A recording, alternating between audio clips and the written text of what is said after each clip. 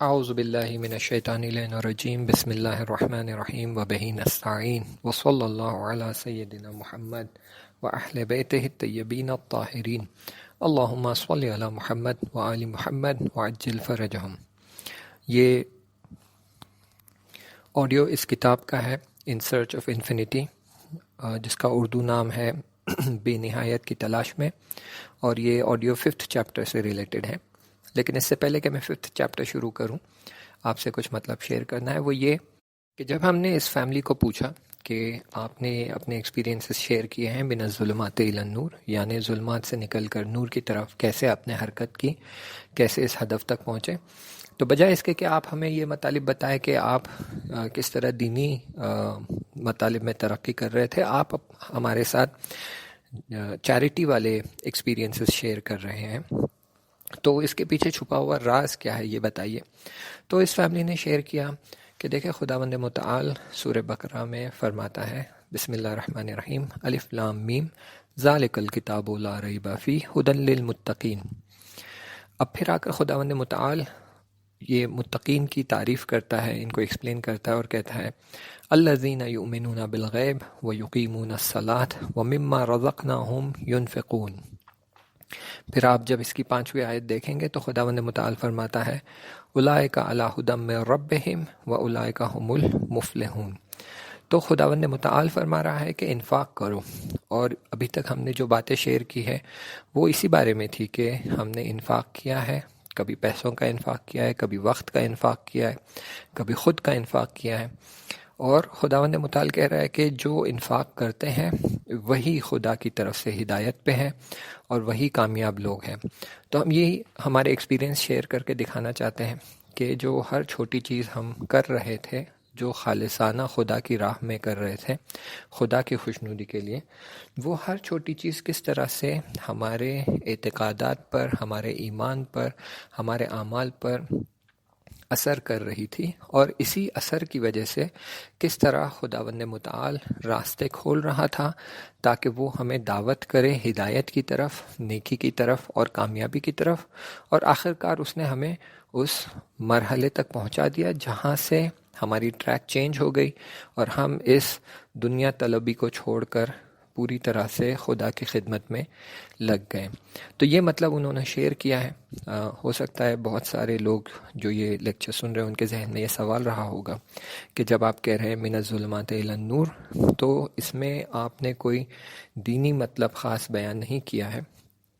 تو یہ ساری چیزیں جو بیان کی گئی ہے، اس میں بہت سارا مطلب آلریڈی چھپا ہوا ہے، نہ اس لحاظ سے کہ ہم نہ پہچان پائیں، بلکہ اخلاقی لحاظ سے اگر آپ دیکھیں گے تو اس میں بہت سارا مطلب ہے کہ خداوند متعال بھی کہہ رہا تھا کہ یتیموں کا خیال کرو، ان کی دیکھ بھال کرو، انہیں انفاق کرو، ان کے ضرورتوں کا خیال رکھو، اور خداوند متعال یہ بھی کہتا ہے کہ اپنے والدین کی عزت کرو اور ان کے دکھ درد بانٹو اور ان کی خدمت کرو، اور اس طرح کی کئی ایسے چیزیں جو یہ فیملی جو ہے انجام دے رہی تھی، جس کی وجہ سے یہ دھیرے دھیرے اس راستے پر آگے بڑھ رہی تھی۔ آئیے اب 5th چیپٹر شروع کرتے ہیں۔ اس چیپٹر کا نام ہے ہیونلی کک، یا بہشتی خانسامہ، یا کہ سادی زبان میں کہہ سکتے ہیں جنت کا باورچی۔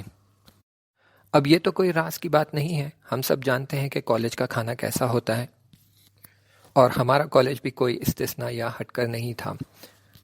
ہر روز ہمارے لیے بھوکے پیٹ اور ذائقے کے بیچ میں جنگ ہوتی تھی، یا ذائقے کو سیکریفائس کرے اور بھوکے پیٹ کو بھرے، یا پھر ذائقے کو برقرار رکھیں اور بھوکے پیٹ سے دن چلائیں۔ اور اوپر سے ہاسٹل میں یہ ریسٹرکشن بھی تھا کہ آپ ہاسٹل میں پکوان نہیں کر سکتے، اور اگر وارڈن کو پتہ چل جائے تو وہ آپ کو سیدھے سیدھے ہاسٹل سے نکال دے گی۔ اور سب سے بڑی مشکل یہ تھی کہ ڈنر جس ٹائم پر سرو کیا جاتا تھا، خاص کر کے ماہ رمضان میں، افطار کے 2 گھنٹے بعد ڈنر کا وقت ہوتا تھا، اور وہ بالکل ایسا وقت تھا کہ کینٹینز وغیرہ سب بند ہو جاتی تھی، تو افطار کے وقت کوئی چیز مہیا اور موجود نہیں ہوتی تھی، تو ہمارا بیک اپ صرف بسکٹ ہوتی تھی اور بس کچھ تھوڑا بہت سنیک۔ آپ کو بتا دوں کہ بھوکے پیٹ سے کیا کیا آوشکار ہو سکتے ہیں، کیا کیا انوویٹو اور کریٹیو آئیڈیا آ سکتے ہیں۔ ہم نے اپنی بھوک مٹانے کے لیے ان بسکٹوں کے ساتھ کیا کیا ایکسپیریمنٹس کیے ہیں یہ میں آپ کو بتا نہیں سکتی. بالکل پانی میں ڈبا کر کھانے سے لے کر بسکٹ اچار کا سینڈوچ بنا کر کھانا اور ہر طرح کی پاسبل کمبینیشن ہم نے ٹرائی کر لی تھی. اور آخر کار جب ڈنر کا وقت آتا تو کھانا بھی ایسا ہوتا کہ کبھی لگتا کہ وہی بسکٹیں بہت اچھی تھی. اور اس سے بڑی مشکل یہ تھی کہ سحری کے وقت کوئی کھانا موجود نہیں ہوتا تھا، کیونکہ نہ آپ ہاسٹل میں کوک کر سکتے تھے، نہ ہی صبح کے 4 بجے کوئی کینٹین میں کھانا ہوتا تھا. تو بڑی مشکل یہ تھی کہ نہ میری سحری ہو پاتی تھی اور نہ ہی میری افطار. اگر کچھ کھانے کا مل جاتا تو وہ بس وہی بسکٹ اچار والی سینڈوچ. ایک دن میرے ہاسٹل کے وارڈن نے مجھے کسی کام سے کینٹین میں بھیجا. شام کا وقت تھا اور جب میں کینٹین کے کچن میں پہنچی تو وہاں کا جو باورچی تھا وہ کچھ کام کر رہا تھا. اس نے مجھے دیکھا اور دیکھا کہ میں حجاب پہنی ہوئی ہوں تو اس نے فوراً مجھ سے پوچھا، کیا تم مسلمان ہو اور روزہ رکھتی ہو؟ میں نے کہا ہاں میں روزہ رکھتی ہوں. تو اس نے پوچھا پھر تم سحری کے لیے کیا کرتی ہو؟ میں نے کہا کچھ نہیں، کبھی کوئی بسکٹ ہو تو وہ کھا لیتی ہوں یا زیادہ سے زیادہ چھپ چھپا کر کبھی میگی نوڈلز کھا لیتی ہوں. اس نے میری طرف دیکھا اور کہا، آج سے میں تمہارے لیے سحری بناؤں گا. میں یہاں کا کام کاج ختم کر کے جانے سے پہلے تمہارے لیے سحری کا کھانا بنا کر اسی ٹیبل پر رکھ کر جاؤں گا اور تم روز آ کر سحری کے وقت کھانا لے جانا. پھر اس نے مجھے بتایا کہ میں کچھ وقت پہلے تک ایک نان مسلم تھا، پھر میں نے ایک مسلم لڑکی سے شادی کی اور پھر میں نے اسلام قبول کر لیا. اگر میری زوجہ کو پتہ چل جائے کہ ہاسٹل میں ایک مسلمان لڑکی ہے جو بنا سحری کے روزہ رکھتی ہے تو اسے بہت برا لگے گا. دیکھو میں اپنا کام ختم کرتا ہوں تب اور یہاں صاف صفائی کر کے جاتا ہوں تب تک تقریباً رات کے 12 بج جائیں گے. تو جب یہ سب کام ختم ہونے کے بعد رات کے 12 بجے میں جانے والا رہوں گا تب میں تمہارے لیے یہاں فریش کھانا بنا کر رکھ کر جاؤں گا. پھر تم آ کر آرام سے 1 2 3 جب بھی تمہیں چاہیے سحری لے جانا اور آرام سے کھا لینا. الحمدللہ واقعاً خدا سب سے بیسٹ پلانر ہے. ہمیشہ جب بھی میں کوئی مشکل میں پھنس جاتی تو خدا کے نزدیک میرے لیے بہت ہی خاص رحم اور مہربانی ہوتی. ہر وقت میں کوئی مشکل میں پھنس جاتی تو کہیں نہ کہیں سے کوئی خاص ارینجمنٹ ہو جاتا جس کی میں نے توقع ہی نہیں کی تھی اور نہ ہی اس کا تصور کیا تھا. کبھی کبھی مجھے لگتا ہے کہ یہ وہی ننھے پیارے یتیم بچوں کی دعائیں ہیں جس کی وجہ سے خدا کی مجھ پر خاص مہربانی اور رحم رہا ہے. اور وہ باورچی بھی جو کھانا بناتا تھا وہ کینٹین کے کھانے جیسا بالکل نہیں ہوتا بلکہ 5 اسٹار ہوٹل سے بھی اچھا کھانا ہوتا.